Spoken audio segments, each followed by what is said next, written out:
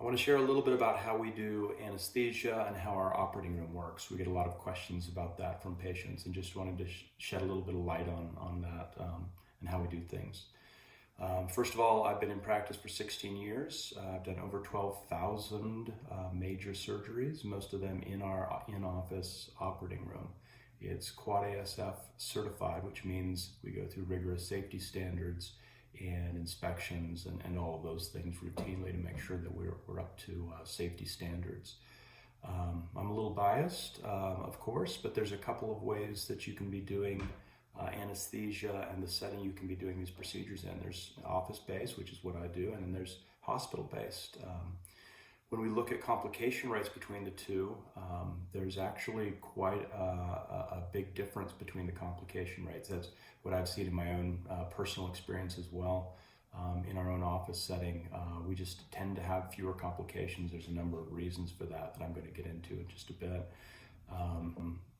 There's zero anesthetic complications that we've had, at least major anesthetic complications.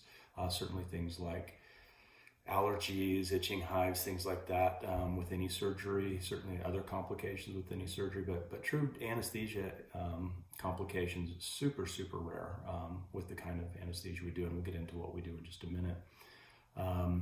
DVT rate is significantly less. DVT is deep vein thrombosis. We don't use any breathing tubes. We don't paralyze our patients. There's a rapid recovery component to the kind of anesthesia that we do. It really gets people up, and the DVT risk is really low. In an office-based setting, we don't have sick and nasty bacteria in our office operating room like you might in a hospital with sick patients, and so we've just seen a very, very low infection rate, especially when we compare it to that same rate with me, the same surgeon, operating in a hospital, and it really is just no comparison. In the 12,000 plus procedures, I've had one hospital admission, and that was just a rule out myocardial infarction or heart attack admission, and turned out to be negative. So super, super safe. We have all the safety requirements that you would need for Quad ASF, which is crash cart medications and defibrillator and all those things that one would want. In our office-based surgery center, we also have a very high patient satisfaction because of how we do things, because of the rapid recovery nature of the anesthetic we use. There's a whole lot less nausea, and the experience is just better. Patients generally wake up asking to be put back to sleep because the nap was great. I mean, literally that happens all the time on a daily basis.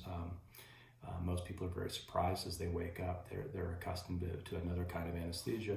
They literally will walk from the operating room over to our recovery room with assistance, of course, and most of the time they don't even remember it because they're a bit confused. But they're literally walking, and that's the kind of recovery that we expect, and that really helps minimize some complications and get you started on the right foot.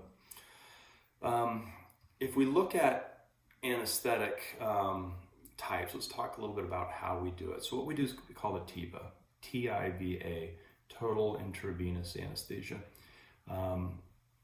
If you look at it on the spectrum, you've got local anesthetic is wide awake, numbing medicine, nothing through an IV or a gas that's making you sleepy at all. It's just localizing an area so you can do a surgery and not feel it. That's local anesthetic on one side of it. And then you've got a general anesthetic with intubation, total loss of consciousness, total loss of your ability to breathe on your own. A machine is breathing for you. And then there's TIVA. Now TIVA, what we do, can be dialed up or down. You could literally do a TIVA and turn it to such a low degree of anesthetic that you're almost doing a local anesthetic, and you could turn it to such a high level that you are essentially running at a general anesthetic and you need to intubate somebody. So our kind of TIVA, I think it's important to kind of distinguish where we sit. We generally sit at that point right between deep sedation and moderate sedation. Patients are essentially always breathing on their own. We've never had to put an LMA or a breathing tube in on a patient. Every once in a while, this is rare, we have to give a couple of breaths through a mask ventilation just to assist their ventilation for a couple of breaths. But the kind of anesthesia we use goes away very quickly, and that's a pretty rare thing. We use a combination of drugs all through the IV, which is why it's called a TIVA. There's a rapid onset, rapid offset component to this. Because there's no gas, the gas tends to affect the middle ear with dizziness and nausea, the gut with gut distension and nausea, the CNS, the brain with confusion, also nausea again. So our nausea rate is less than 5%, whereas with general anesthetic it's going to be upwards of 25%, and often more. And that really helps with the recovery quite a bit. We add to that a ERAS, early recovery after sedation protocol, or after sedation, early recovery after surgery, I should say, protocol. And essentially it's a multifactorial, multi-component kind of therapy where we're giving patients the chance to have the best recovery possible on the front end of surgery. We're giving them some medications that really are going to help carry them through surgery, making sure they're well hydrated before they come in.